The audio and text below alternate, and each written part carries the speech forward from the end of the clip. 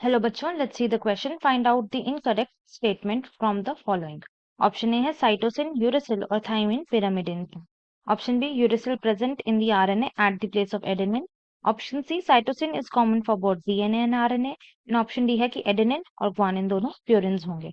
तो जो हम यहाँ पर की कॉन्सेप्ट यूज करेंगे वो होगा हमारा nucleotide.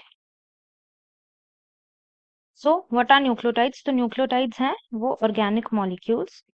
These are organic molecules जिसमें क्या क्या होगा? They have nitrogenous basis,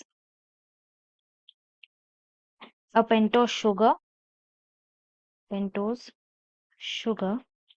and a phosphate. अब जो न्यूक्लियोटाइड्स में हमारे पास नाइट्रोजनस बेसिस होंगे वो दो टाइप के होंगे। पहला होगा प्यूरिन्स और दूसरा होगा पायरिमिडिन। अब प्यूरिन्स में हमारे पास होंगे those are the adenine and guanine. अब हम देखें इन केस ऑफ पायरिमिडिन्स तो हमारे पास होगा साइटोसिन, थायमिन एंड यूरेसिल। हमारे पास डीएनए एंड आरएनए में प्यूरिन्स होंगे। डीएनए और आरएनए के केस में जो प्यूरिन्स हम यूज करेंगे वो दोनों सेम होंगे। These are both the adenine and guanine.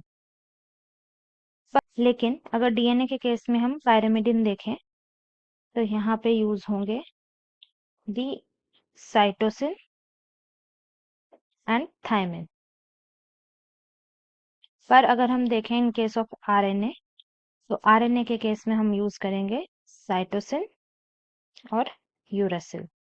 तो थाइमिन की जगह पे यूरेसिल आ जाएगा इन आरएनए। यहाँ पर स्टेटमेंट्स देखें तो पहला है कि जो साइटोसिन, यूरेसिल और थाइमिन होता है दीज आर पायरिमिडिन, तो ये करेक्ट है।